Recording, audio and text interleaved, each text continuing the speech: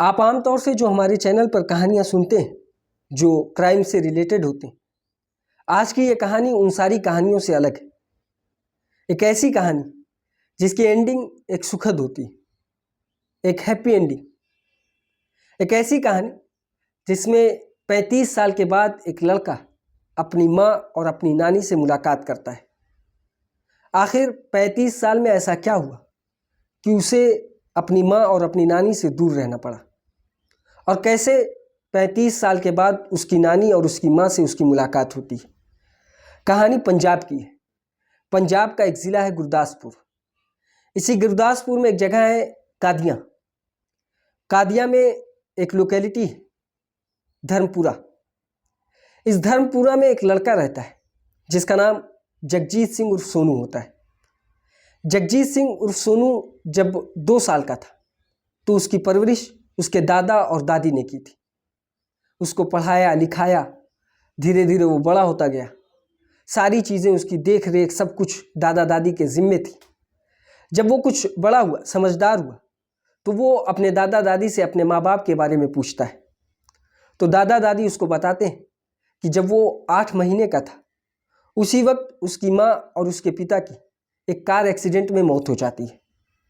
ये सुनता है और इसी गम के साथ धीरे धीरे जगजीत सिंह उर्फ सोनू बड़ा होने लगता है और आगे जाकर फिर वो पढ़ाई करता है।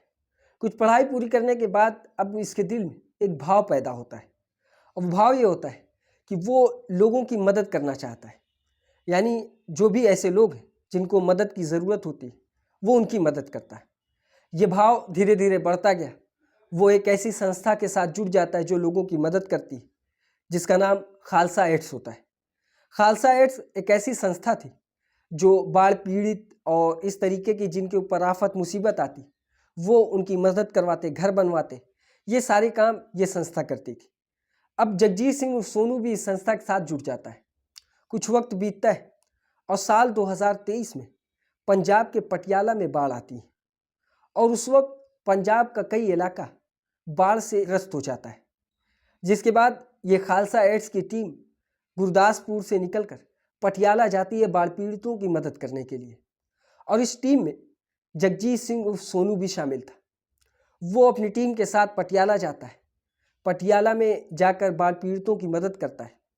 इसी दौरान उसे एक कॉल आती है, और ये कॉल किसी और की नहीं बल्कि उसकी ही बुआ की आती है, यानी उसके पिता की बहन की। और कॉल करने के बाद वो पूछती है कि जगजीत तुम कहाँ पर गए? तो जगजीत बताता है कि वो पटियाला आया बाढ़ पीड़ितों की मदद करने के लिए। तो उसकी बुआ उससे कहती है कि तुम पटियाला गए हो तो वहीं पर एक गांव है जिस गांव में तुम्हारा ननिहाल है। ये सुनने के बाद जगजीत सिंह उर्फ सोनू काफ़ी खुश होता है।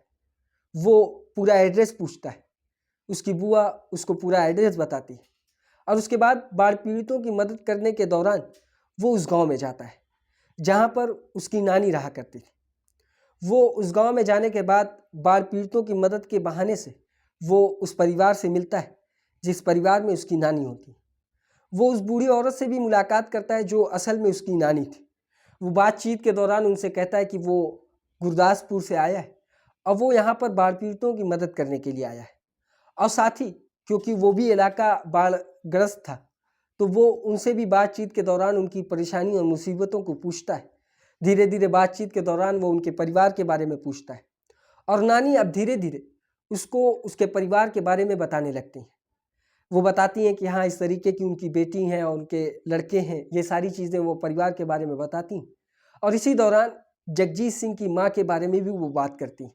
अभी तक नानी को ये नहीं पता था कि उसके बगल में जो लड़का बैठा है वो कोई और नहीं बल्कि उसका ही नाती है। इसी दौरान वो बताती हैं कि उनकी एक बेटी है जिसकी शादी करनाल, हरियाणा के करनाल में हुई थी, और उससे उनका एक बेटा भी था, लेकिन एक एक्सीडेंट होता है जिसके बाद उसके पति की मौत हो जाती है, और उसी के साथ एक 8 महीने का लड़का होता है जिसका नाम सोनू होता है। सोनू को वो पालती है, लेकिन उसके बाद फिर जो सोनू के दादा दादी होते हैं वो सोनू को अपने साथ लेकर जाते हैं और उसकी परवरिश करते हैं। इधर क्योंकि मेरी बेटी विधवा हो चुकी थी, अब उसकी दूसरी शादी करना था तो उसकी दूसरी शादी कर दी जाती है। लेकिन आज भी मुझे वो लड़का यानी पहली शादी से जो लड़का हुआ था सोनू, वो आज भी उसकी कुछ झलक मेरे दिल में बसी हुई। और अब मैं सोचती हूँ कि वो बड़ा होकर कैसा हुआ होगा। ये सारी बातें वो खुद अपने नाती सोनू से बता रही थी, लेकिन अभी तक उन्हें ये नहीं पता था कि उनके सामने जो लड़का बैठा है वो उन्हीं का नाती सोनू है। और साथ ही वो बताती हैं कि दूसरी शादी के बाद फिर उससे मेरी बेटी की 3 लड़कियां होती हैं और आज वो तीनों शादीशुदा हैं। अब वो अपने परिवार में खुश हैं। साथ ही सारी कहानी जब खत्म होती है तो जगजीत सिंह उर्फ सोनू अपनी नानी से ये कहता है कि नानी, आपके दिल में जिस सोनू की कुछ तस्वीर बाकी है और जिस सोनू को आप अभी भी कभी कभी याद करती हैं, वो सोनू कोई और नहीं बल्कि मैं ही।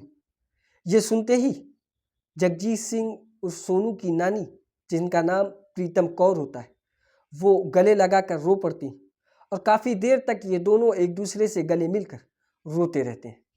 साथ ही बातचीत में जब उसे ये पता चलता है कि उसकी नानी ही नहीं बल्कि उसकी माँ भी अभी भी जिंदा है, ये सुनने के बाद जगजीत सिंह उर्फ सोनू एक फैसला करता है। और ये फैसला होता है कि वो अभी अपनी माँ से नहीं मिलेगा। उसके पीछे की वजह वो ये बताता है कि वो अपनी माँ से मिलेगा तो ज़रूर, लेकिन तब जब वो अपनी बीवी और अपने बच्चों को अपने साथ लेकर आएगा और अपनी माँ से मुलाकात करेगा और उसके बाद वापस अपनी माँ को अपने साथ लेकर जाएगा। वो अपनी नानी से मुलाकात करने के बाद फिर निकल जाता है गुरदासपुर। वहाँ पर जाता है धर्मपुरा गांव में, अपने गांव वालों को सारी बातें बताता है और ये जानने की कोशिश करता है कि आखिर इसके पीछे की वजह क्या थी कि उसे आज तक ये नहीं बताया गया कि उसकी माँ आज भी जिंदा है। तो इसके पीछे की कहानी निकल कर ये सामने आती है कि जब वो 8 महीने का था, उसी वक्त एक कार एक्सीडेंट में उसके पिता की मौत हो जाती है, जिसके बाद उसकी माँ अपने घर चली आती है। और उस वक्त जगजीत सिंह और सोनू की उम्र 8 महीने होती है। 8 महीने के सोनू को उसकी माँ पालती पोसती है, कुछ 12 महीने 10 महीने और पालती है, जिसके बाद दादा दादी ये फैसला करते हैं कि इसकी परवरिश कोई और नहीं बल्कि वो खुद करेंगे। वो जगजीत सिंह और सोनू को अपने साथ लेकर चले जाते हैं और उसकी परवरिश करते हैं। लेकिन जब जगजीत सिंह थोड़ा समझदार होता है, वो अपनी माता और पिता के बारे में पूछता है, तो वो उनसे ये बताते हैं कि तुम्हारे माता पिता की एक कार एक्सीडेंट में मौत हो चुकी है। उसके पीछे की जो वजह थी वो ये कि कहीं ऐसा ना हो कि जब इसे पता चले कि इसकी माँ अभी जिंदा है तो वो हम लोगों को छोड़कर अपनी माँ के पास चला जाए। इसी डर की वजह से उसके दादा दादी उसको ये नहीं बताते कि उसकी माँ आज भी जिंदा है। उसके बाद ये कहानी सुनता है, उसे काफ़ी अफसोस भी होता है कि आखिर उसके दादा दादी ने उसे ये सच क्यों छुपाया।